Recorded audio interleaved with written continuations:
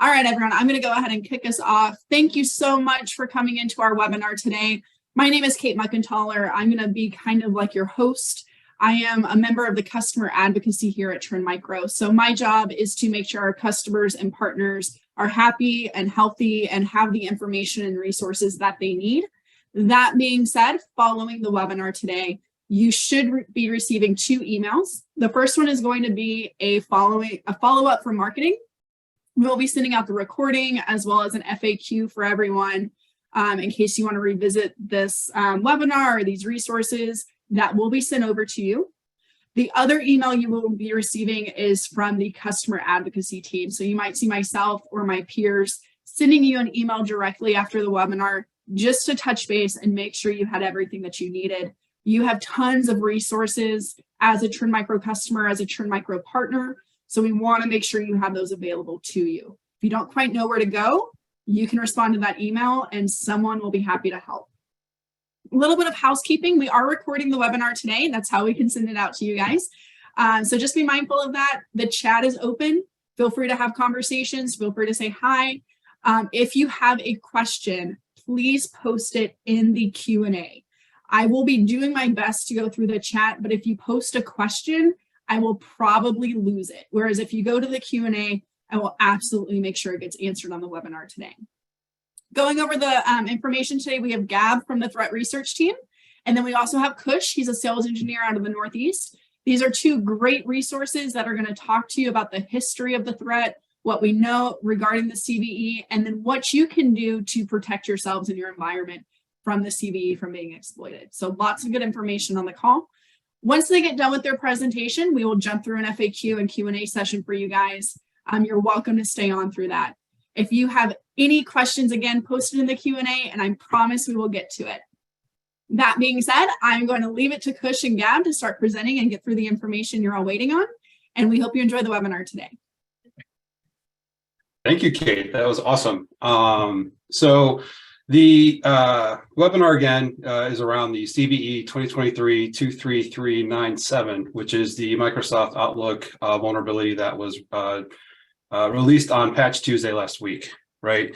Why we're having the webinar again is just to kind of discuss the, why this vulnerability has such a high criticality score and, how this is actively being exploited in the wild. And then, also how to remediate, right? How can Trend help? What are some of Microsoft's guidelines around this? And we're going to go over that and try to get to everyone's questions today. So just in summary, like I said, this was disclosed last Tuesday. A lot of noise around this, just a ton of different articles, ton of researchers looking into this. But essentially, this is a vulnerability where threat actors can essentially just send a task or an email to a user and effectively steal the NTLM hash from them. If you don't know what the NTLM hash is, it's an authentication protocol used by Windows in their environment. A point to make clear, because there were a lot of questions on this last week. So this vulnerability is set to only impact Windows-based versions of Outlook. So if you have Outlook installed on a Windows machine, it's vulnerable, right? Now that could be from your O365 if it's installed on your Windows machine. If you're using web email, it's not supposedly vulnerable because it's not using that NTLM protocol for authentication. Also, non-Windows versions such as macOS, iOS, Android, and like I said, the web-based versions are said to be not affected. To go through some of the attack scenarios, I'm going to hand it over to Gab, and we can keep it going. All right. Thank you, Kush. So before we delve into some technical details about the CVE, I think it's best to have us all in the same playing field on what exactly is being abused in this vulnerability. So I'd like you guys to imagine your typical day-to-day, you're trying to set an invite, you're trying to set a meeting or an appointment. And actually, in a lot of versions of Outlook, you could, as you're setting your appointment, you actually have this option to customize this sound alert that you get every time you have an appointment, right? Like if we say, for example, you have 5 minutes left till your next meeting, a prompt will pop out and then will tell you, hey, you have 5 minutes left. So technically, there is a setting in Outlook where you can change that file, that sound file, and where is it found in your computer. And that essentially is the vulnerability in play here, since for Outlook, whatever its parameter for pointing out which sound file is going to be played is what's being abused. Since for Outlook, UNC paths could be treated as a simple file path location in your Windows Explorer, for example. But it could also mean, a UNC path could also mean an SMB target share. Like if somebody has this sound file over SMB, they could just set up a target share and then paste that path for this configurable sound file. So this is what's being abused, and it's technically part of the limitations for Outlook. Since normally, but a very normal use case, there will be some files available, and that actors can simply raise their own SMB target share, and then something that will be external, right? And then that would be what will they be sending as an appointment invite or a task invite onto a victim, anyone who's using Outlook, essentially. And that's what makes it so non-interactable, because the victim simply only needs to witness this appointment or this task reminder prompt for the exploit to fully take in place. Because as soon as this reminder prompt comes out, it's already opening the MSG file. The MSG file that contains this appointment or task invite to read all of these parameters, and then start to connect to a malicious SMB target share that an attacker could make use of, and then obtain this NTLM v2 hash. So we can go on to the next slide just to give you guys a better perspective. So because the attacker only needs to modify the parameters for this MSG file, an MSG Outlook file, and modify the parameters called the PIDLID reminder file property, they simply need to craft that onto as an appointment or a task invite, and then simply send it over to a victim using Outlook. And that as soon as Outlook would then trigger the prompt, Outlook itself will start to initiate this connection to the target share, which is found as a UNC path to the target share.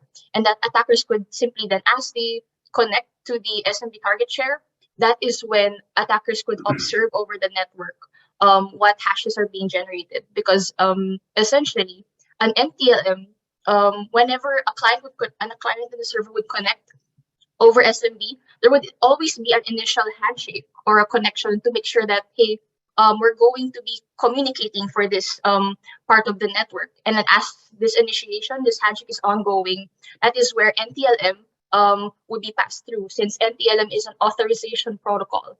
And we're not simply dealing with the usernames and passwords being leaked. What is being passed here is an NTLM hash. So an NTLM hash is simply what is being generated as soon as a client would request communication to a server. They would simply input their username and password, and then a hash would be generated for that session. And that for a lot of cases, NTLM is configured to have no expiry for these sessions. So it might also be good to set configurations for that as well. And that since the attacker could monitor these hashes over the network, they could simply obtain these hashes and use it for other possible remote activities. So we can these activities we can go over for our possible use cases. On to the next slide. Oh, here we go. So we do know that from a lot of public info for the CVE, we have essentially the NTLM hash relay. And in other words, this is a technique called pass the hash. And that as an attacker could obtain this hash upon the initial connection post-exploit, once the appointment would trigger, and then it would connect over SMB. Once they have that hash, they could simply hijack this hash and use this form of authentication to connect to others in that victim network. And a lot of good use cases for this would be over SMB. Hey, I'm authorized anyway. I stole this hash. So maybe I can go over and connect to another victim and send commands to turn another victim's machine off. Or maybe commands to collect some files and I just continue giving them some of my malware I've generated and then have it spread laterally over the victim. That's also possible as well. And then another possibility would also be through exploitation. I can send remote commands to the victim for as long as I have this hash. This hash keeps me authenticated. This is a hash I got from a vulnerable client. I could also leak this hash as well to other adversaries. So that's what makes this vulnerability pretty critical, since all attackers would need is to send an appointment or a task invite and then use this hash for many things and even leak it. So for the next scenario is something not SMB related, but then there are different use cases when it comes to treating UNC paths. And over the course of our investigation, there have been some items online, what we've seen, that would also lead to web dev server communication, or this is communication over HTTP. So another common way UNC paths could be treated is through the use of setting up a web dev server. And then as soon as this first initial NTLM really is done, this first initial appointment task exploit is done, hey, the attacker already has their own hashes. They could send another appointment invite that would contain a file path to their own HTTP web dev server, since Outlook could also communicate through this, and then they would be able to, aside from obtaining NTLM hash credentials, this could also lead to them obtaining HTTP web dev server cookies, which could also, in a sense, with HTTP, as long as you have these cookies, it's also another way to identify yourself as somebody authenticated and in a session, but this time over HTTP. That's something attackers could also use as well, since they have this server. Outlook is trying to communicate through web dev in this second possibility, and that at least for our use cases, since the attacker has this web server up and running, they could send commands as a server response over HTTP. Like, hey, since I already have access to the client, I could simply send something via directory traversal, which is a technique where attackers can manually traverse a victim by simply using a period / kind of formatting technique for them to manually traverse what is in the local paths for the user. So it's possible for them to, transfer malicious payload, for example, or maybe a malicious web shell for them to monitor, or then eventually use remote code execution on the customer's machines as well.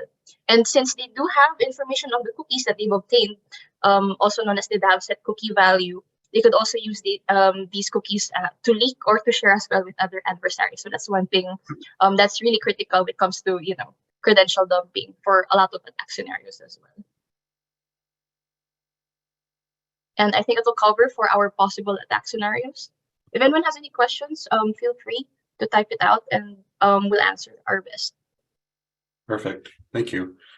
So why is it so critical? So Gab went through some possible scenarios as to the why. Just to kind of reiterate on some of those, because there were definitely some questions from the last session. So user interaction is not necessary to trigger this, right? So this is a zero-touch exploit. Doesn't require high privileges. It's difficult to block outbound SMB traffic for remote users. And then, the risk is, as far as like after these hashes are gained, is being able to use those credentials to gain access to other resources, potentially lateral movement, installing malware, et cetera. It's pretty crazy. And then also this has been seen in the wild already. I believe some of the reports that I've read, is like it's been going on for a little bit, like I'd say probably a year. So this is definitely something that patching should be definitely a high priority on this, and but we'll go through some of the different remediation options or actions that we can help with as far as from a Trend Micro perspective. And then also some remediation actions that Microsoft has recommended. All right, so how can Trend Micro help? All right, so for what we have in place, as Trend Micro, First of all, we have filters over tipping point, and that since the first core part of this exploit really does involve SMB communication, that NTLM hash relay attack, we do recommend for customers to enable these filters for monitoring, and that with using this, just to clarify, instead of using virtual segments, we do recommend having customers collect their own private IP addresses for exclusion. It's best to exclude IP addresses that you aren't sure of, and only include private IP addresses in your configurations. And while that's in, you can also use these filters whenever something is being logged. You have to monitor, since for sure these attacks will happen over external IP addresses. It's something to note of, since the nature of the traffic in this CV isn't inherently malicious. It passes on as normal traffic. So we really recommend users for all network products really to continue monitoring over external IPs over for both SMB, which is for these filters, and for port 80 as well. In the use case, there might be a possible web dev exploitation as well. As for DDI, which is another one of our products, while Microsoft did mention about NTLM v2, DDI does have a room for NTLM v1, which should also work for v2. And that since this rule is something for prevention, it's really something for monitoring. We do suggest the same thing, monitor anything that's coming from an external IP address. It's something to look into. And if we're not going to recommend immediate blocking, but if it's an IP you aren't aware of, the customer isn't aware of using, that's when we can recommend the blocking as well. And that for a lot of users, a lot of their default configurations have their NTLM authentications done over v1. So although the exploit could also work for both v1 and v2, but this rule should also help for v2 as well. Right. And as far as the default on this, it comes off, right? So we would need to turn this rule on inside the DDI, right? Mm-hmm. Okay, perfect. All right, so workload security and deep security IPS rules. So if you are a workload security or a deep security customer and you do have the IPS module available, we do have a rule 1009058 that can detect and block outgoing SMB requests. The call out here is that you'd want to change it from detect to prevent. The default once again is set to detect, but you can change that to prevent, and that should help. The other thing that we can help as far as investigating is through our Vision One product. So if you have Vision One in the environment, as far as with endpoint or with networking, it's a great tool to be able to investigate across the different silos. Look for the 445 traffic or anything wrong with Outlook inside the endpoint history. And we also do have the ability to save these queries and essentially create a watch list. So if we do see something like that, or if something is fed into Vision One where it triggers that, you can be alerted on that as well, which is great. And then mitigation and other recommendations, right? Patch. I saw a question around the Microsoft 365 apps, and that's in here as well, right? So just to reiterate, any Outlook client on a Windows machine, please patch, right? Other recommendations from Microsoft, right? So they're saying customers can disable web client services, but this would also block all web dev connections, including internet. So monitor accordingly.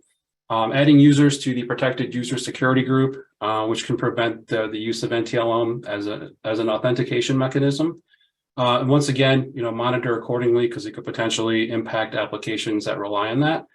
And then I've seen this question a few times as far as, will blocking port 445 mitigate this? And that is one of the recommendations from Microsoft as well. Either perimeter firewall, local firewall, or even, via your VPN settings.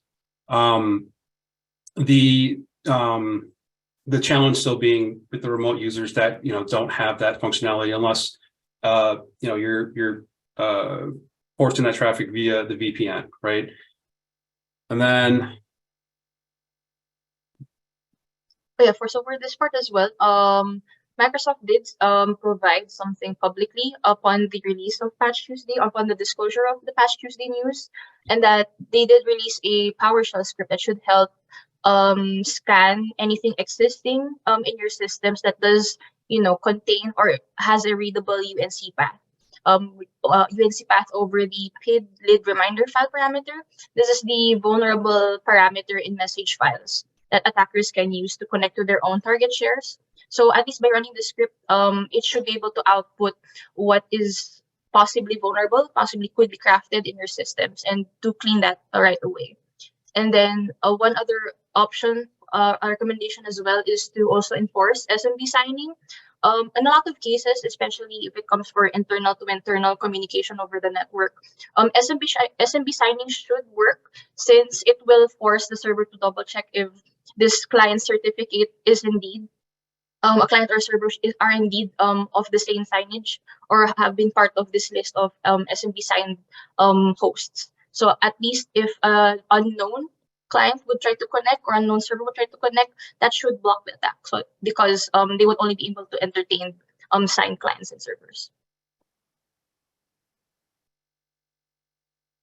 awesome. All right, so Q&A. As mentioned earlier, we want to make sure that we're answering all questions before we close the webinar. I have a list over here. Let me just move this over so I can actually read it. Let's see. Okay, so what is Trend Micro and which product protects against this threat through endpoint client? Gab, do you want to talk through the recent BM rule potentially, or? Okay, so right now, as this is a really high critical issue, at least for the network side, it really is hard to rule out what's best or immediately identifiable for the exploit. Although there has been discussions, at least amongst those in the anti-malware team, that we're going to be creating a detection for endpoints. So this should also include Apex One and WorryFree. However, we're still trying to complete some tests before it rolls out. But rest assured, at around 48 hours of time, it should be rolled out. So kindly watch out, guys, and make sure to also update your patterns in your endpoints. Thanks, Gab. So let's see. I haven't researched the CVE. Is this vulnerability related to an on-premise Exchange server? So the answer to that is no. This is a Microsoft Outlook vulnerability, not an Exchange vulnerability. Let's see. Is it applicable for Outlook on Android? No. Once again, this is Outlook on Windows-only systems. And then we touched on how is this vulnerability detected in Trend Micro. We went through some of the products that we could potentially help with. Gab had talked about potential pattern update that should be coming out hopefully in the next 24 to 48 hours. So that's, and I'm sure there's an army of folks working on this in the background as well. Let's see, are there any concerns with applying this patch regarding Outlook 2016 client and its compatibility with M365? I'm not sure. I can ask and hopefully maybe talk to someone on the Microsoft side as far as the compatibility issues, but I'm not sure about that. Let's see. When will developers have a fix for Outlook, Teams, and OneDrive? I think that is a separate issue. I think someone also brought that up in the chat already. Let's see. So best practices for securing this vulnerability. We went through a couple different remediation options as far as blocking outgoing traffic, adding certain rules from our tipping point and deep discovery inspector product. Also, being able to potentially investigate with our Vision One product could have some benefit or some value. As I mentioned, it's a cross-platform type of a tool. So, we're not hunting in a silo. We're able to kind of look through from a full environment perspective, which is really neat. And also this vulnerability isn't necessarily flagging as malicious activity. So you might have to do a proactive search in XDR to see it. It might not show up in your security policies if it's not flagging as malicious. Right. Thanks, Kate. Yeah, let's see. I'm trying to go over the redundant questions here. What is the primary target devices audiences for this exploit? Once again, this is Windows clients, or I'm sorry, Windows machines with an Outlook client installed on them. All right. We touched on the Apex One rules. Was this being exploited in the wild before Patch Tuesday? Yes, it was. Yeah. At least a year, something like that. Articles about it too. Yeah, it's crazy. How is? Not sure what that means. Let's see. Can Cloud App Security scan mailboxes for existing emails? I think that's something that we're also working on. To not at the risk of sounding like a broken record, potentially using Vision One for some investigations on that side would probably be helpful as well, just to be able to kind of go through that. There's going to be a lot of noise just because, to the point of the vulnerability, it doesn't seem like anything malicious. So that's another reason why, the criticality of of the vulnerability. I can't talk. Let's see. We talked about the IPS rule within deep security. So that's also in the KB article, which I believe is in the link is already in the chat, and we'll also be sending that out to everybody. I was going to add a couple of things, Kush, before we get to the chat Q&A as well. No, you're good. Y'all, we got a lot of questions that we are digging through. We had some submitted before the webinar and we have them during the webinar. I promise you, if we don't get to your question, we will follow up with you directly with a response. In terms of WorryFree customers should have the same rule update at the same time as the Apex One customers. They're finishing up product testing on that. So that's what Gab was referring to in the next, hopefully 40 hours or so, that is published for y'all. But if you're an on-prem customer, make sure you are updating your product regularly. There's a lot of chatter in the chat today, as well as the webinar on Friday, regarding the WorryFree Services and Microsoft. I think it was an authentication issue. So that is not related to this specific Microsoft vulnerability. If you are experiencing that issue, I encourage you to open up a support ticket. If you need help, I can do one for you. You can ping me directly. That is being addressed by the WorryFree product team. It's not affiliated with this Microsoft issue, but that doesn't mean we can't get you assistance if you need it. So I did want to call that out. Open up a support ticket if you're experiencing that problem so that we can kind of address it holistically.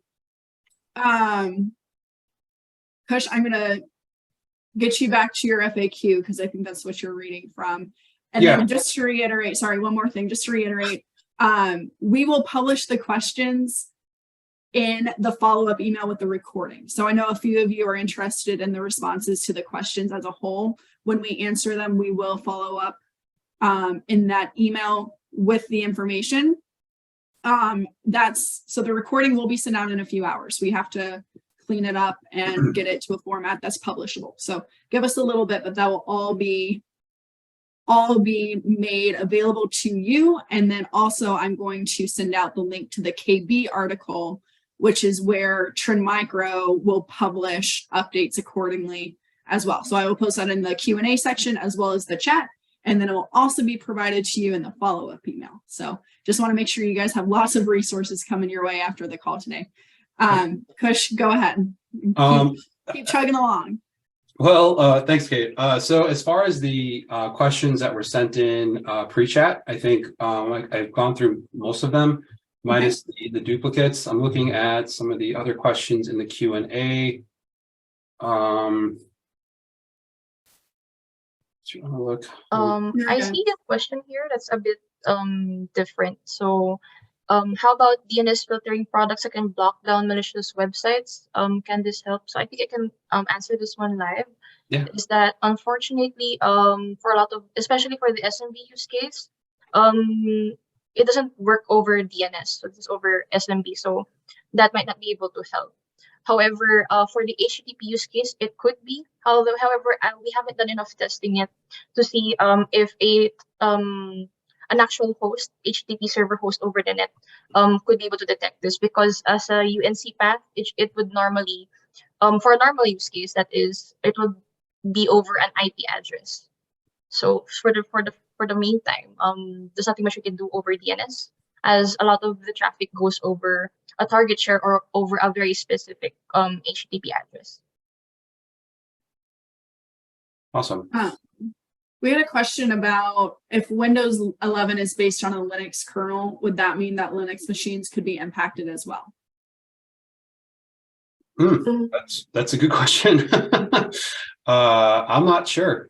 We can look into that and see, but my assumption is obviously to assume the worst at this point, and just assume that the update or patch that Outlook client that is on that Windows machine, and then we can try to help confirm or absolve that the question. So I'm not 100% sure.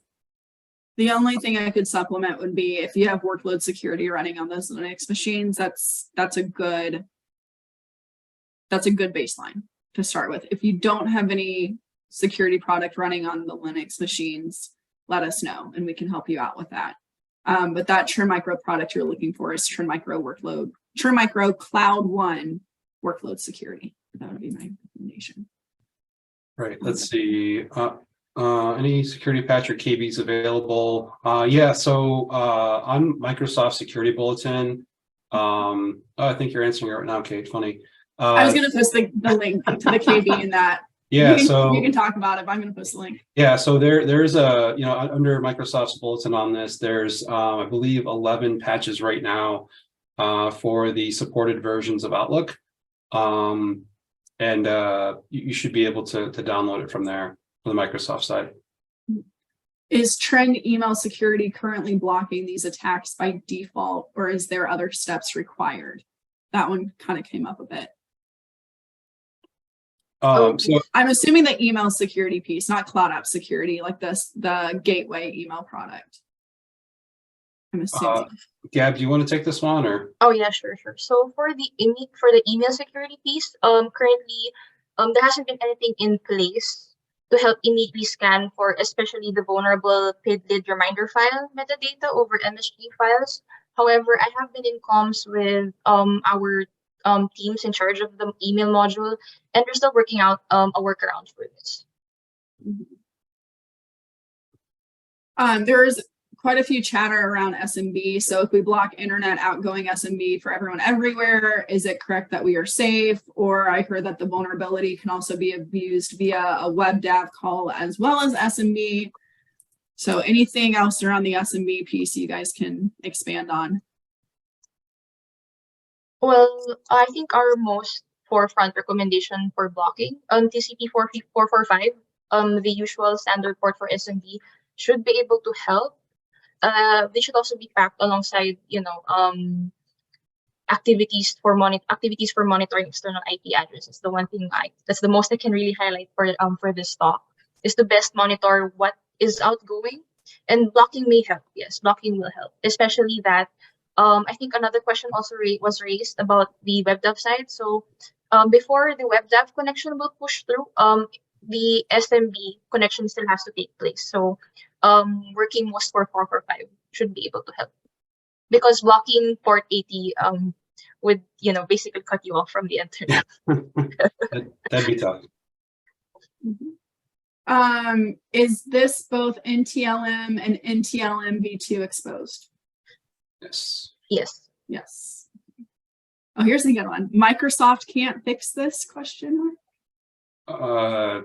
I mean, I'm sure they're working on it. I mean, the patches are out. She's out. I'm reading lots of NTL. With regards to the NTLM hash, is there any harm with making all NTLM hash expire after a set period of time? That is also a really good recommendation. That's one thing everyone should be practicing, to be honest. Setting an expiry date for these hashes. Awesome.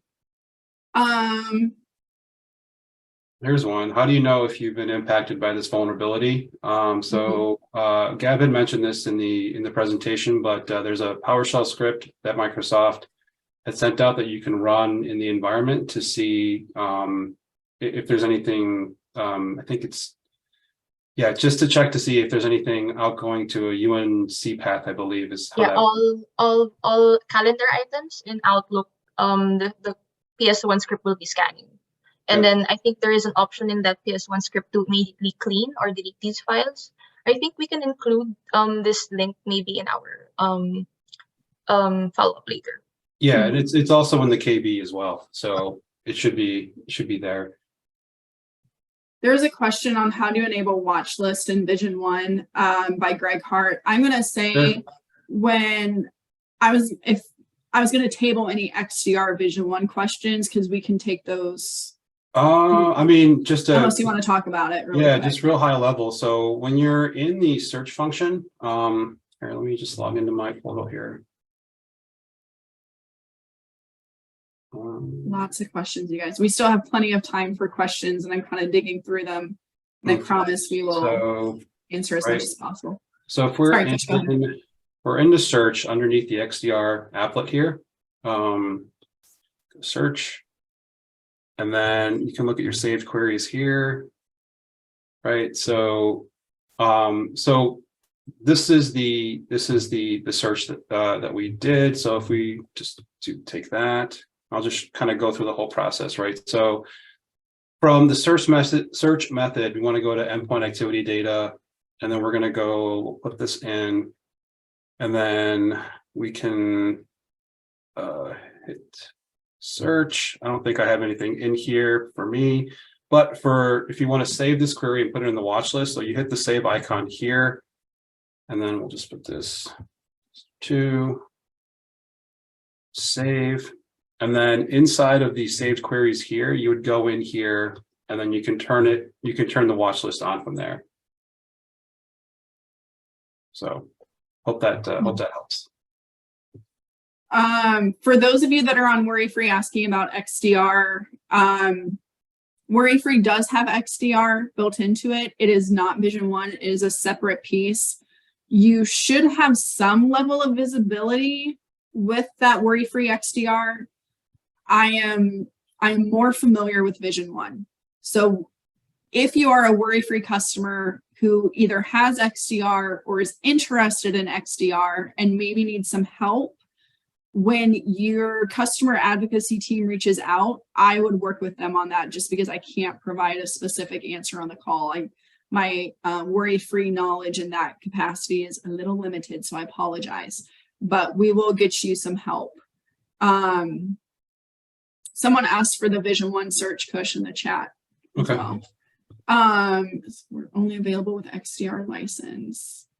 WorryFree will have security updates regardless of if you have an XDR license or not. It's if you're looking for the scope of impact of the vulnerability within your environment that the XDR license comes in handy. So WorryFree will still get that preventative security rule as it updates. It's just the XDR if you want to do that that proactive search. Kush, I'm going to jump back to the Q&A. If someone gets into your Outlook, how do we confirm if we are okay? I think that goes back to XDR. Yeah, I mean, obviously then there's like I'm using air quotes, like normal mitigations, right? Change passwords, update passwords, use some of the other mitigating suggestions from Microsoft as far as like the user groups and etc. But yeah, I mean, if an investigation is needed to see the user activity, or if potentially that user account is being logged in other areas, like, you know, to kind of geolocate where that account's coming from, we can absolutely use Vision One to kind of see that account information, which is cool. Yeah. Should blocking outbound port 445 not stop this? I mean, technically, right, Gab? Like it should, but it's you know, like the remediation said, it could potentially, you know, was it the remote users is going to be tough to block 445, especially if there's no like VPN, or if the remote users don't have any type of perimeter type of a solution.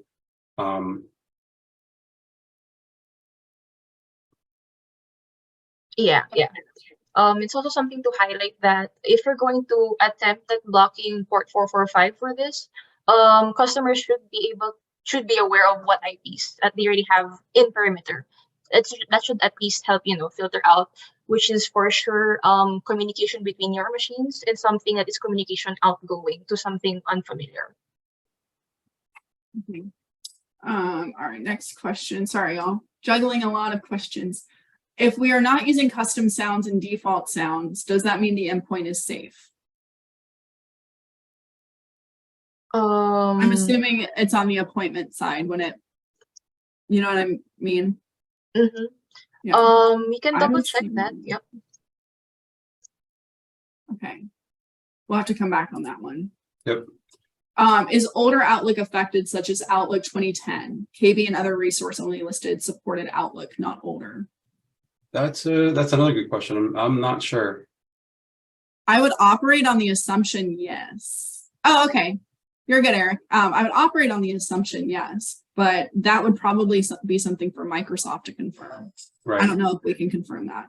Yeah, on the official Microsoft page for the CVE, they didn't specifically state 2010, but then all versions 2013 to 2019, including 365, there is an entry. So I think it's better to assume that for a lot of older versions, this is going to be affected.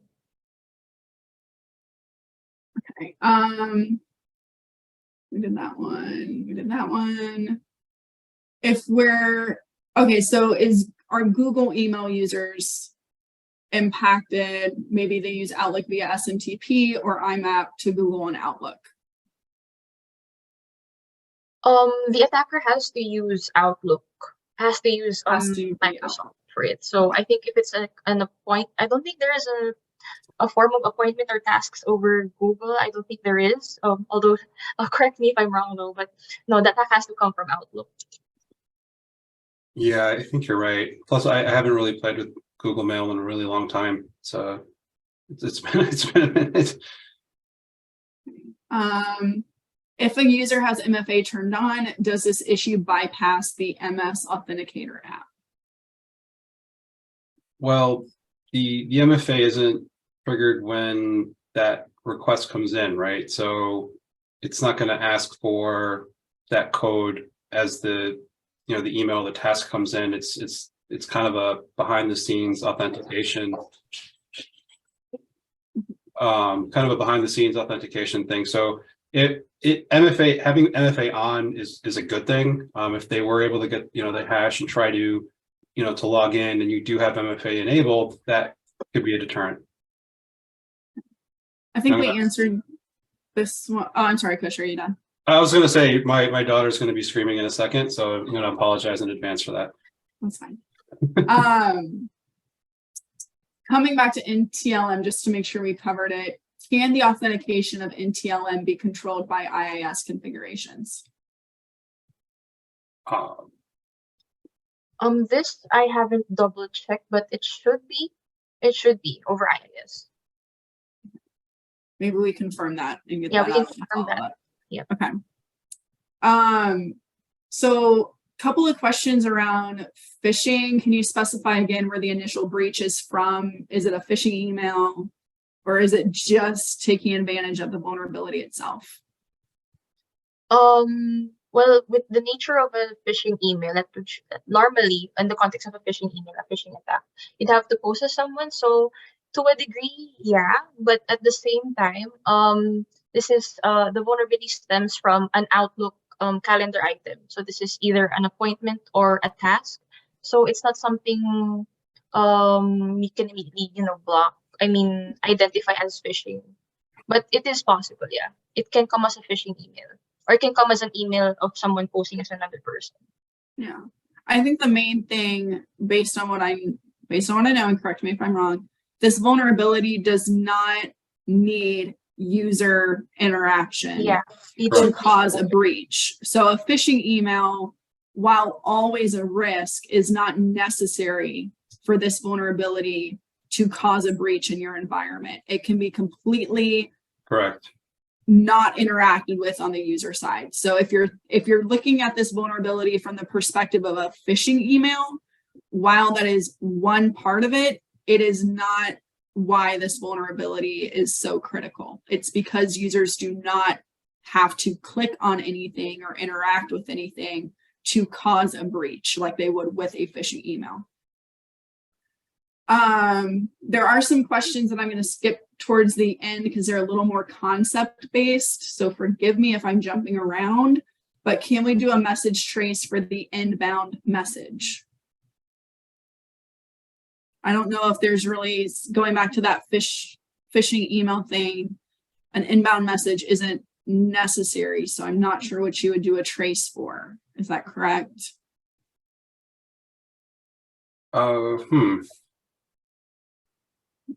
Otherwise, Vision 1 would be the answer. Right. Or XDR. Inbound message tracing. Can we do a message trace for the inbound message? Kyle, we might have to ping you on that one for more clarification if you're still here. Yeah, we may be able to do an investigation kind of after the fact, at least where it currently stands. But yeah, we should be able to investigate it, like I said, after the fact, but yeah. Okay, I'm gonna keep going. How do you know if you've been impacted by this vulnerability? Well, I guess going back to the PowerShell script that Microsoft has to see, any of those calendar or tasks that have that outbound.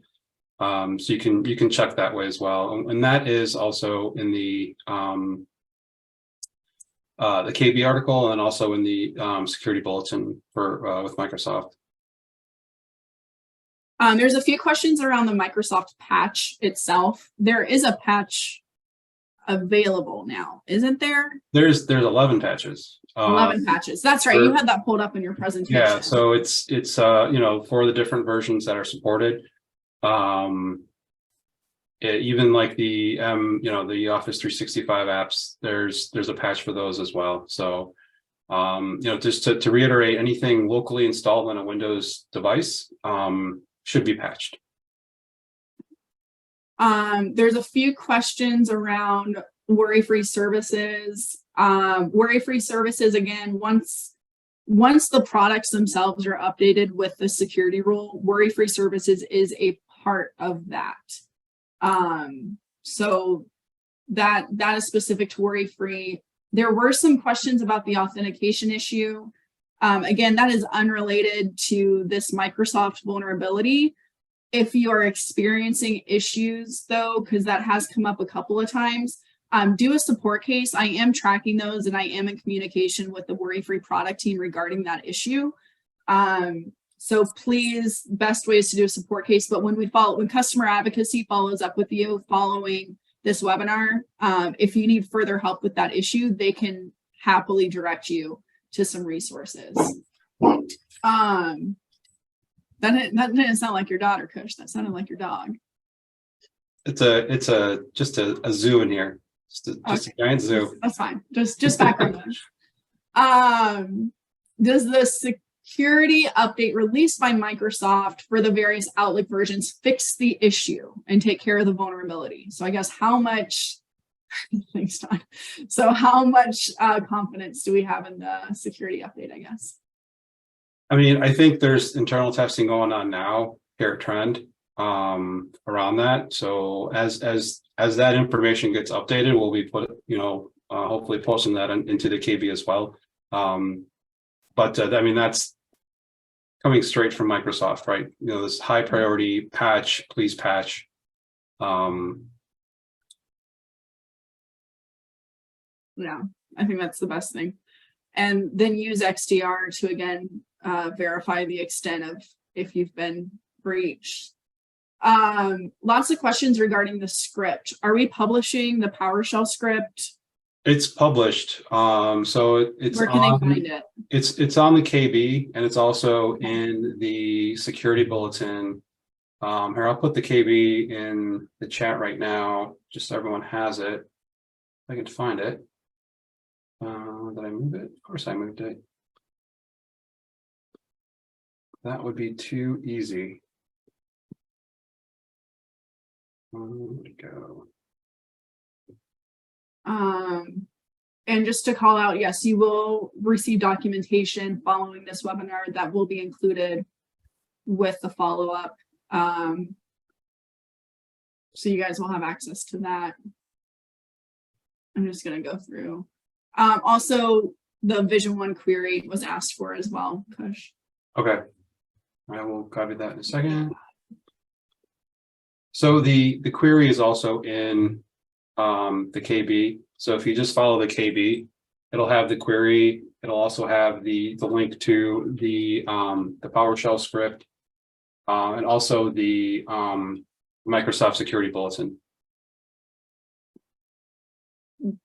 Can someone post in the chat? There's lots of links going on in the chat, but someone posted in the Q&A that you can't access the links in the chat. So with all the link sharing in the chat, are you guys able to copy and paste those or no? I just want to verify all that because I know you guys are getting a lot of.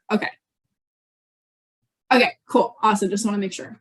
I know we have 5 more minutes, but we're going to keep pressing forward. Can anything be done using Trend Micro email security or cloud app security? I know we kind of touched on that earlier. Yep. Are click to run versions of Office affected by this vulnerability? And if so, what is the best way to patch? I'm not sure about that one. Gab, do you have any info from the threat research side or? Did I capture the question right? What we can do for click to run vulnerabilities? Give me a second, just scroll to the question. Are they affected by this vulnerability? For anything click to run, no, since this vulnerability doesn't even need you to click on an item. So I think it's a totally different kind of aspect, totally different vulnerability.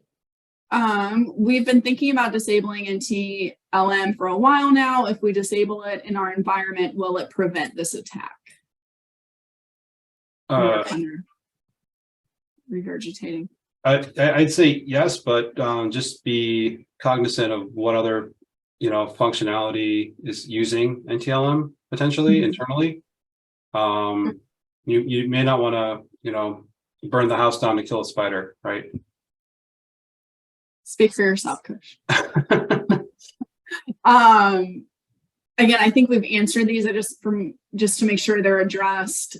If updates are installed and port 445 is blocked outbound, the threat is mitigated. Not necessarily. Well, go ahead, Gab, please. Oh, sure. I just want to clarify. So what we can expect in the next 24 to 48 hours will be a rule for the file scan modules among endpoint products that should cover Apex and WorryFree. But this is not IPS. This is a file scan rule. Okay, you guys can't copy and paste. Okay, I think you got me. All right, so you can click, but you cannot copy and paste anything from the chat.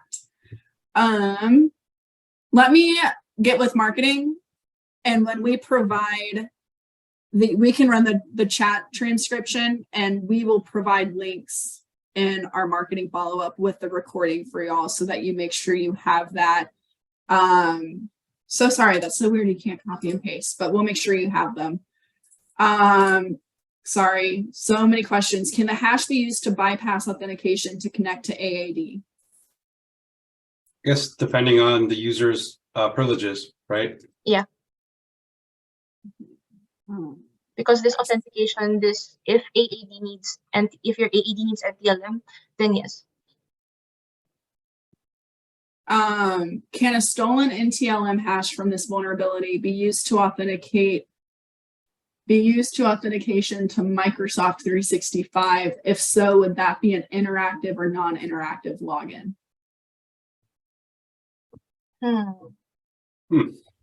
This, I think we can get back to this question. You want to follow up on that one? I'd like to confirm some things. Okay.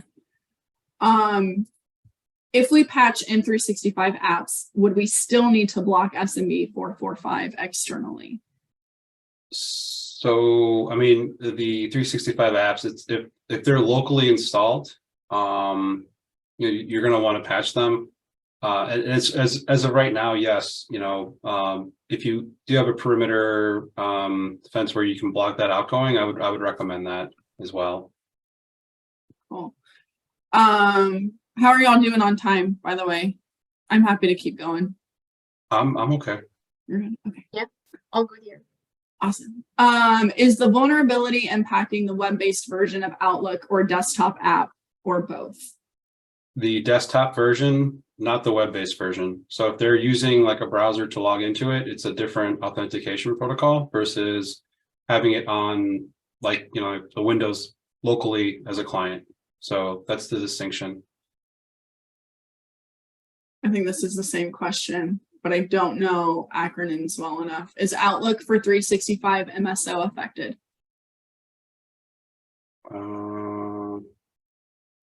That would probably be a Microsoft question. Okay.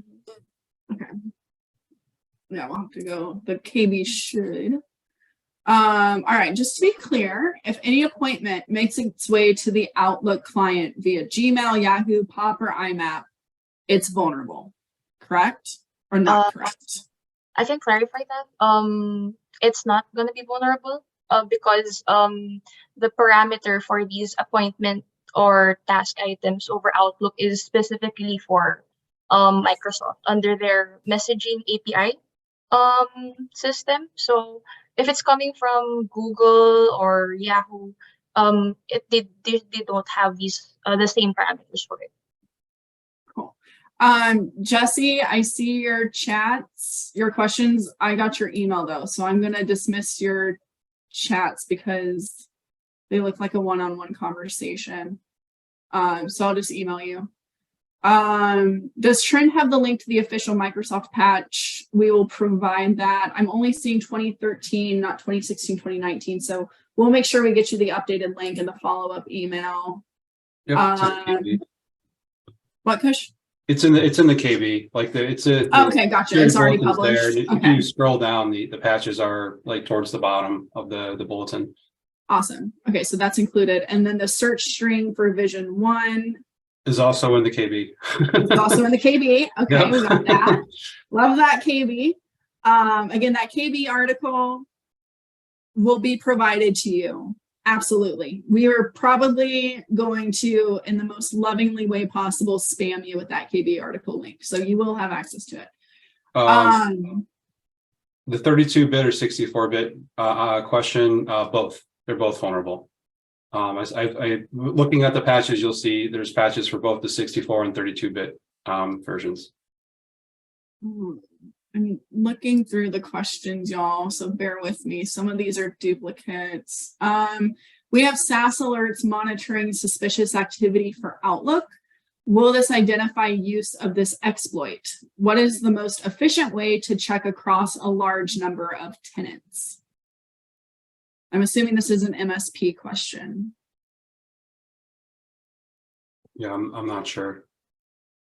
WorryFree XDR, I believe, has multi-tenancy, but I'm not sure about the visibility. I know you can do some searching in WorryFree XDR. We're gonna have to get a response from the product team on that one. It's not the ability to do it, because If you weren't asking about tenants, which makes me think you're an MSP, I would say Vision 1. So I'm going to have to, I already have an open dialogue with the product team on that one. So Mr. David Cruz, we will probably have a special MSP / channel partner email going out to you guys regarding that, that strategy. How about DNS filtering products that block known malicious websites? Can this help? Oh yeah, I think I raised that earlier. So unfortunately, with the nature of the exploit, we can't immediately say that everything can go over DNS, since the most likely affected protocol for this would be over SMB. And at least when it comes to treating UNC paths, it's usually over the format of an IP address and then its location. So if we're talking about domains, that's not something right away. Are we aware if the latest MS patches actually remediate the issue? That really is the only way to fix this. I think we touched on that earlier. We touched on that. Okay. It's what's recommended for Microsoft alongside the other remediation actions, right? So I would say best case. So let's say you guys patch after you apply all the Microsoft patches, you update your trend products. Now you're kind of in this stage of what do I do? How do I make sure I'm not impacted? Or if I am impacted, what's the scope? That's where your XDR platform takes over. That's where you have that visibility. So Microsoft patching is number 1, update security policies, number 2, and then for any further visibility, XDR. So that's kind of in summary, I would say, from what I'm getting. Does this impact both AAD and on-prem ADDS? Also both on-prem and Exchange Online? Yeah, once again, this was an Outlook vulnerability, right? So it's the client version of Outlook that's locally installed on a Windows machine. This is not an Exchange or an Active Directory or an Azure Active Directory vulnerability. Someone asked, will the WorryFree IPS filter need to be enabled? I'm going to say, regardless of the Windows vulnerability, you need to turn on your IPS policy. That goes for both Apex One and WorryFree. If you are not utilizing that IPS piece, please turn that on today.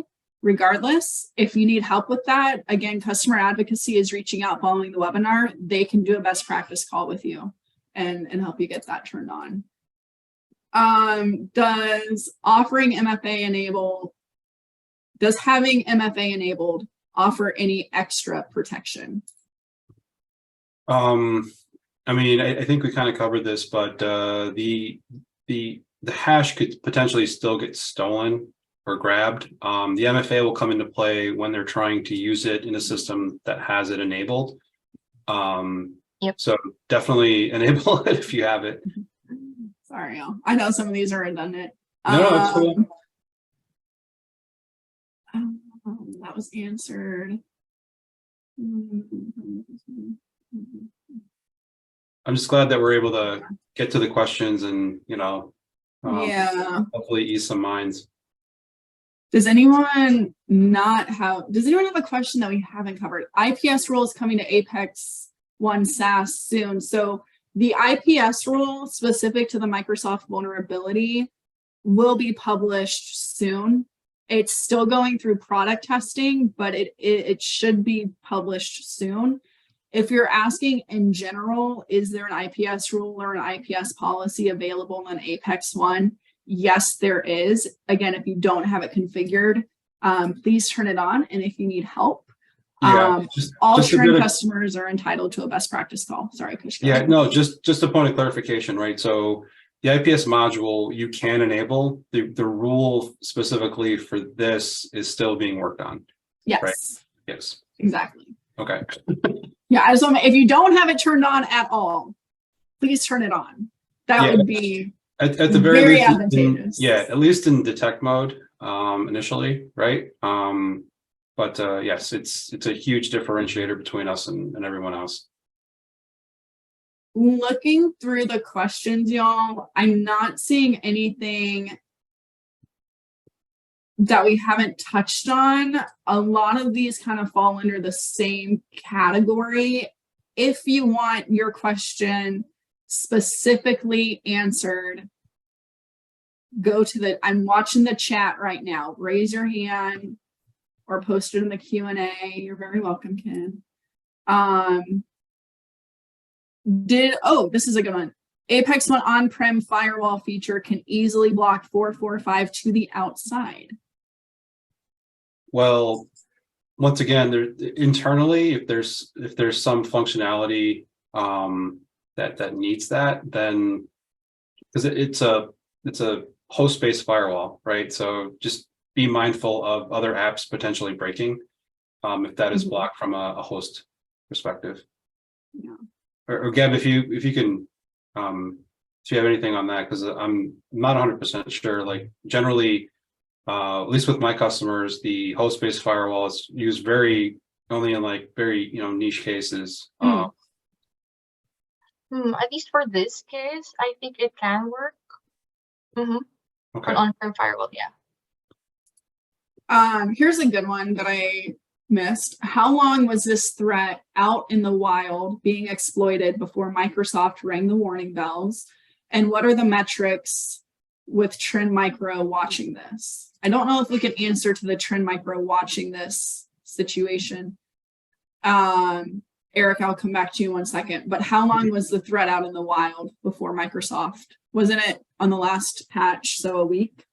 Well, it's been exploited. I mean, it's hard to say, really. Some reports are saying, 6 months, a year, but until some of these vulnerabilities are actually reported or found, it's hard to say how long they've been exploited in the wild. I know with Trend and our ZDI, we definitely do try to, find these vulnerabilities and address it with our rules and, responsible reporting. But as far as, for this one, it's hard to say. At least from the threat research side, we do have some sources mentioning that it's been in the wild since December. And that if we're going, and then there has been sources stating that there is usage of this amongst around the Russia regions. Russia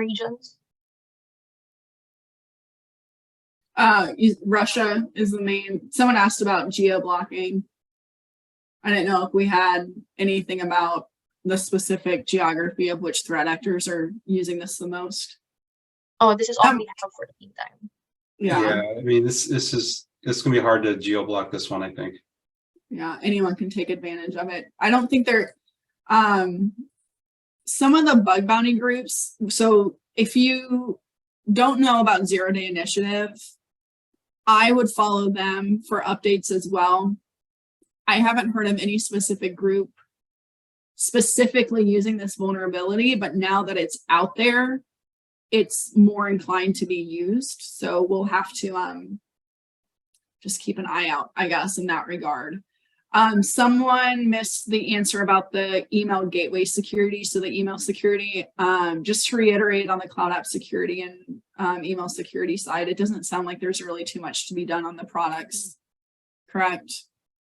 There's some investigations in place on the product side. Investigation in the email security? Yeah, if they can push out a workaround, but no info yet about that. Okay, not yet. So coming, but not yet.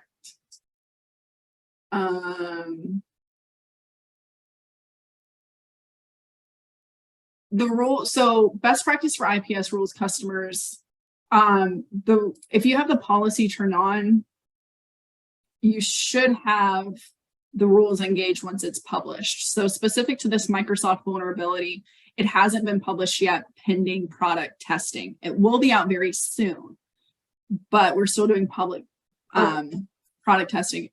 So in terms of best practice for IPS rules, I mean, different rules we should have assigned. help me out, Kush. I feel like Well, that's going to be I think specific from customer to Gab was customer. going to say something. Yeah, I'm I sorry. just want to clarify of what's going under product testing at the moment is not an IPS rule, but an anti-malware rule, which should also help in Apex 1. So usually anti-malware rules are active by default. There's no enabling or disabling right away.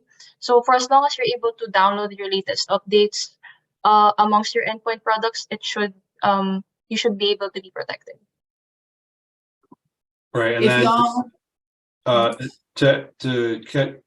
to touch on the IPS rules as far as best practice, that will depend, right? So it's that famous answer. So if it's with Apex, it works a little bit differently than with workload security, and same thing with WorryFree. There's more granularity with the workload security as far as being able to turn them on, turn them off, that kind of thing. And the way it kind of works with workload is also like, we'll initially run a baseline scan to determine what is vulnerable. And depending on how you have it set up, you can have it, automatically apply the rule and then unapply the rule, as the scans keep going, right? With Apex, I believe it's more of a all in or all not. But there is the ability to set it in tap mode. So it's kind of like a in detect versus actually a prevent. So, but yeah, I would, if you do have questions, to echo Kate again, we're here to help, and reach out to your account managers or SCs, and we're happy to have that discussion. yeah, someone posted about help with WorryFree for IPS, just any product concern. This goes for email, Apex 1, WorryFree, Vision 1. If y'all are looking for specific product help with your installation, respond to your customer advocate who will be reaching out to you. I can give you a name if you're looking for them. So if you're in Canada, it's RM. West Coast, it could be John or Nico. If you're in Great Lakes area, that's me. Matt Gerhardt is in the Northeast. Megan is in the Southeast. You're going to get an email from those people. So if you need specific product help, please do not hesitate to respond to that email and say, can I please get a best practice check? Can you please look over my policies? I have questions about my Trend Micro posture. Am I in the best place, et cetera, et cetera. So they will be reaching out to you directly, ready to take on those questions from you. So just to give you a heads up, if you have any specific product concerns, they will be contacting you. In Southern Cali, yes, that is Johnny or Nico. I can't remember Nico's last name. I'm so sorry, Nico. Oh, maybe man. cut this from the recording. I can't remember. We'll get you help, Jeremy. Don't you worry. IOCs that this attack has been performed. I don't know if we have any specific IOC data regarding this. About that, I think I can answer this one. So at least on the threat research side, anti-malware side, we have been collecting public IOCs of the crafted MSG files that contain SMB target shares, and those should have been detected. Just make sure to always download your latest anti-malware patterns in your endpoint products as well, since there should be detections for these already. All right. I think any Macs are fine. Yes. Macs are fine. As far as we know. As far as we know, KB will update if that's different. Right. Any differences between Windows 10 and 11? No, it's an Outlook vulnerability. So it'll depend on the version of Outlook. Okay. But it looks like it's all essentially versions that can be installed locally on Windows. Okay. Link to Microsoft's PowerShell script we can provide. Yep, that's in the KB. Yep. Can Cloud App Security scan the mailboxes? Working on that. Working on that. That was answered. KB article for WorryFree Services. So I would utilize the overall KB article for now. Again, WorryFree team is working on communication, but the the KB article that's already been linked is still going to be very helpful for you. So use that one. My connection status shows bearer and not NTLM. Does this affect me? I don't know what that means. Shows what? Sorry. Bearer, B-E-A-R-E-R. If this means that NTLM is turned off, then I do believe that instead of having an authentication hash being generated, the client, the victim, was to be able to connect still, although no hash will be generated, but it will still leave the client, the victim, vulnerable for any succeeding attack, since there's already an established connection. Okay. Short term could be using OWA while patching is being implemented. So could OWA help in the short term while they're working on patching? I don't know. I mean, the client's still installed, right? So, I mean, I guess, I don't know, maybe if the process. That's a hard, yeah, that's a good one. That's a good question. Lots of specifics. Putting you on the spot, Kush. That's fine. Here's one. Can you clarify on the customers can disable web client service recommendation?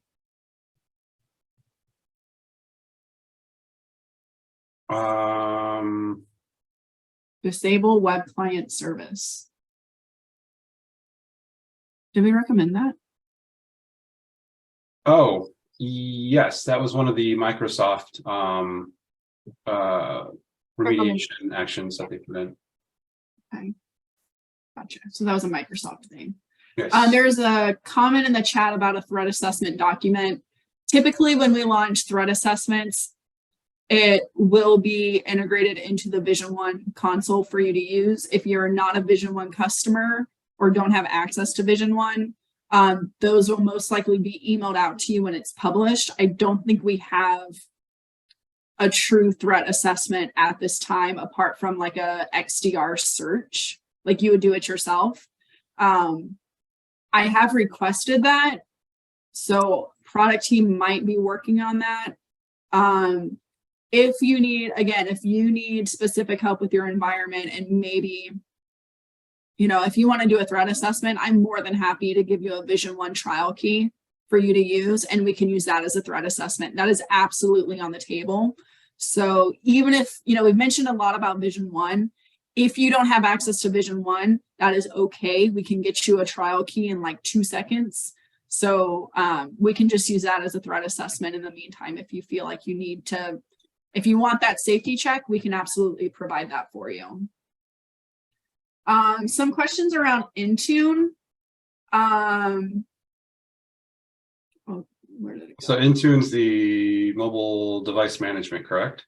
Correct. Yeah. Where did it go? I just scrolled past it. Okay, what if my Outlook is Intune based and gets its updates directly from Microsoft? Am I still at risk?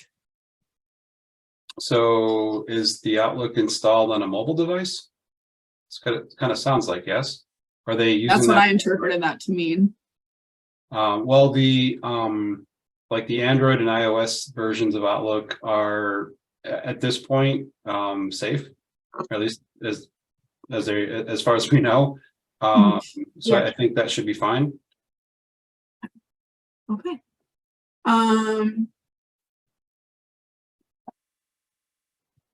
I think this is maybe outside our scope, but I'll ask it anyways. Is there a way to mass push updates or direct download that I can script and push? I mean, depending on what you're using for software management.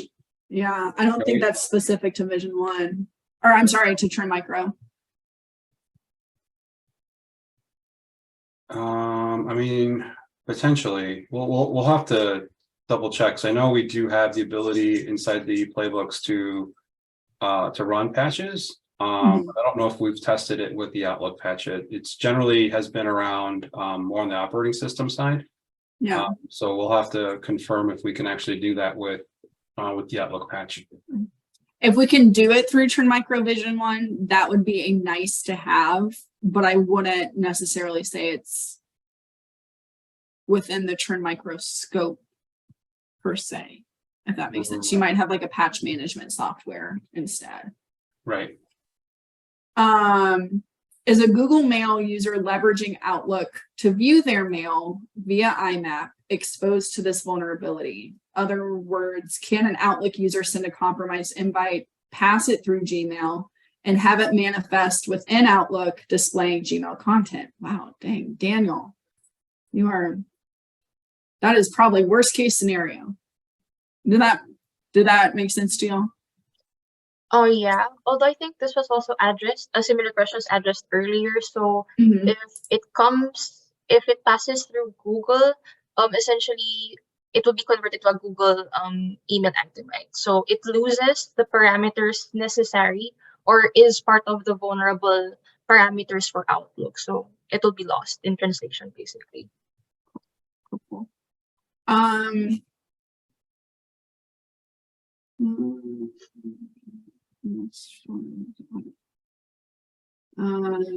Sorry, lots of, I don't know, these are questions in the Q&A. If we have configured hardened UNC paths enabled in GPO, is there less of or the same amount of risk until 365 is patched?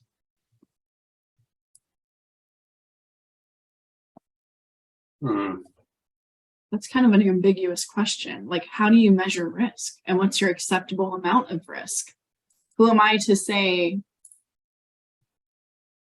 Who am I to say?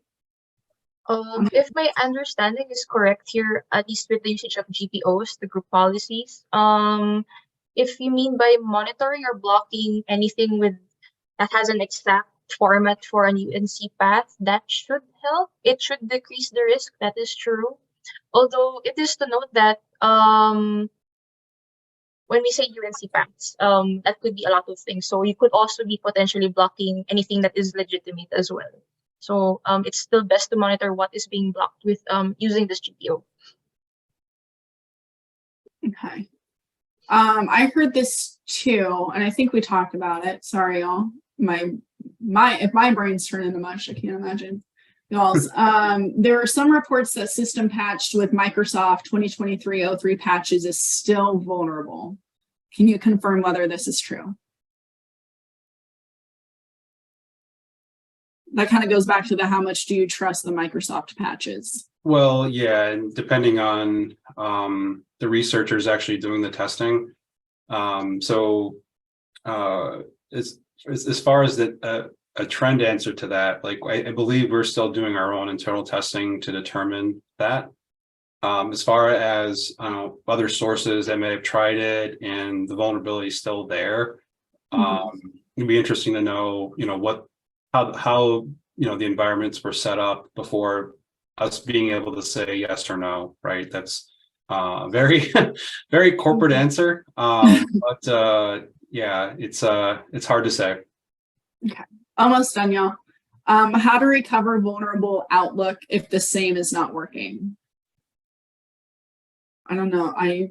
How to recover vulnerable Outlook if the same is not. Tim, I might need you to clarify that question a bit if you're still here.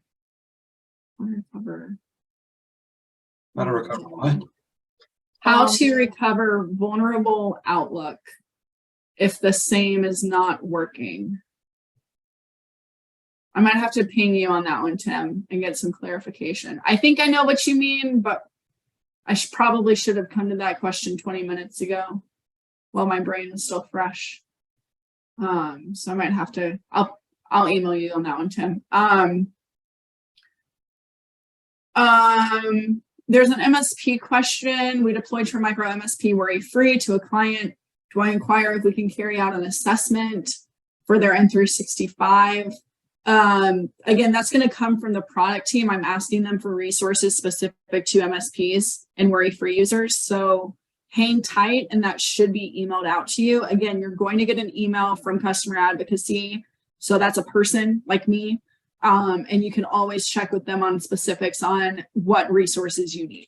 So again, lots of emails coming your way, but you will have a person, you know, you can talk to. That's what my team does. So you will definitely have that. Last two, I think we talked on this one. Best workaround currently is to have the users use the OWA version of Outlook until the vulnerability patch is released. Vulnerability patch. So Microsoft has their patches released. If you're talking about the trend patch, I think it's hard to say whether or not Outlook actually needs to be up and running. I don't know. As it's, you know, so that's a tough one to answer. But yeah, I mean, the vulnerability patch is currently available from Microsoft per the security bulletin. But yeah, that's a good question. I believe someone else asked that earlier too. You know, as far as just using OW Outlook Web Access versus the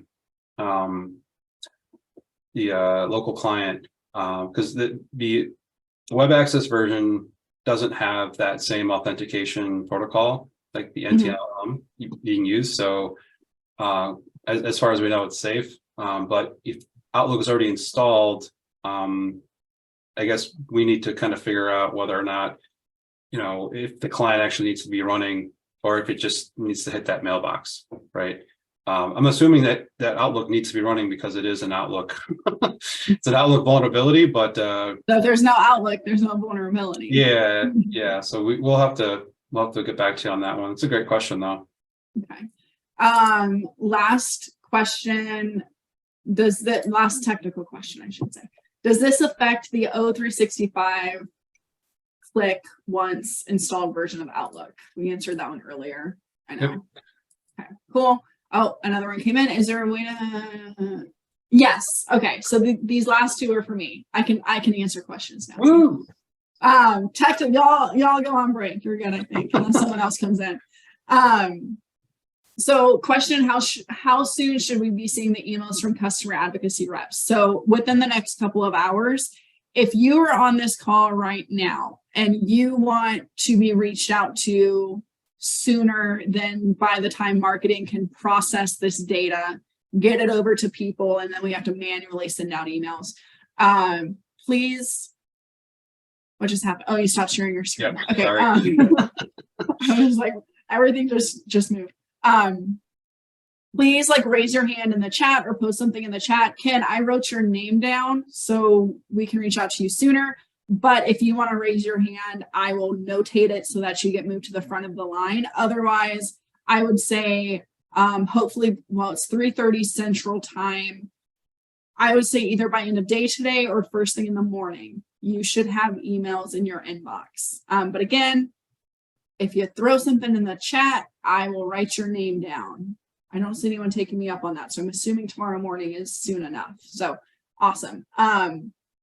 Is there a way to have the questions and answer to the relevant questions in this chat provided to us as well? So that will be from the marketing email. We are going to be making sure everyone on the customer advocacy team has answers to these questions. So if you need a specific question answered, they have access to that. They can just send it on over. The recording will be provided as well. So I've made sure to, okay, you're good, Ken. So I have made sure, Dennis, I'm writing your name down, to verbalize these questions so that when you go through the recording, you can see it. I think there's a transcript. Sorry, I can't write and talk at the same time. I think there's a transcript coming out, but the KB article will be updated with FAQs as well as the marketing follow-up that we will be sending out. I think we're going to try and compile these questions as much as we can. Okay, I'm writing all y'all's names down and get that communication over to you. So it does take a couple hours for our marketing team to kind of process this. So give us a little bit, which is why I say, you know, raise your hand if you need something sooner than that. Okay, Nathan. I'll give you guys just a couple more minutes to throw your names out there if you want someone to reach out to you like in the next 30 minutes. And then we'll get that going. Yeah, everything else, all the links are going to be sent over. You can always ping us if you need anything. We are always available. Yep, happy to help. Yes. Yeah, just, you know, find Kush on LinkedIn and just DM him questions, you know? Oh no.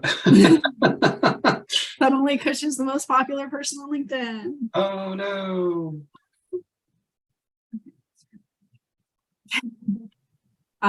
Bruno.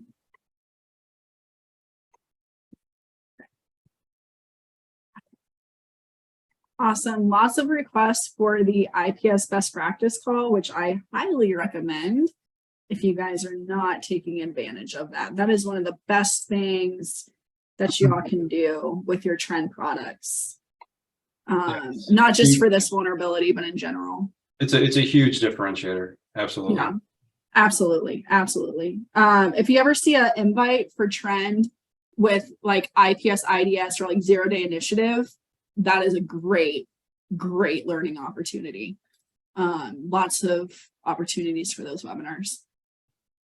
Okay, things have kind of stopped, so I'm going to kind of cut everyone loose for now. Again, lots of resources coming your way in your inbox. If you registered, the email that you registered with to attend the webinar is the email that will be receiving the customer advocacy follow-up, just so you know. Manny, I got you in there. If for whatever reason you did not get your name on the list, you're getting an email anyways. These are just the ones that are going out sooner. The IPS best practice webinar. So we can absolutely host an IPS best practice webinar. Absolutely. I will say IPS from a Trend Micro product platform kind of manifests its way or applies itself in different avenues depending on which product you're using. So IPS and WorryFree, IPS and Apex One, IPS and workload security, IPS tipping point or DDI. Those are all going to be a little bit of different conversations. So that's why I kind of recommend going to your customer advocacy team, because they will have that best practice call specific to you. IPS is included in Apex One. It is not an additional cost. So that's why I say have the best practice call. We can absolutely do a webinar though. If you guys want to learn more about IPS, that is totally fine. We can do that in the next couple of weeks. But just for y'all's information, depending on which product you're using for IPS, there's no like golden bullet from a policy perspective. It's a little bit of a different conversation. So yeah. All right, y'all, I'm going to call it. Again, lots of emails coming your way. Raise your hand if you need anything. You can, anytime I figure out what the golden bullet is, I will let you know. Trust me, I've been here 8 years and still trying to figure it out. Rich, I got your name now. If you don't know where to go, find us on LinkedIn, worst case scenario, but you will have trenders reaching out to you. So don't fear. We will get you guys taken care of. Have a great rest of your week, you guys. Have a great rest of your Monday. I don't know what time zone you're in. Hopefully it's close to the end of the day for you guys. You can maybe take a break and get back to patching, who knows. But yeah, you guys are more than welcome. We're so happy to help you guys out.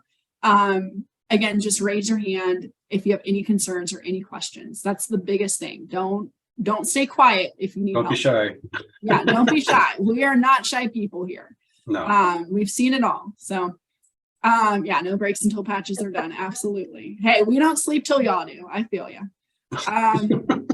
All right, you guys, we're gonna call it. Have a great day. Hopefully talking to some of y'all soon, and we'll see you next webinar probably. Bye, y'all. Thank you.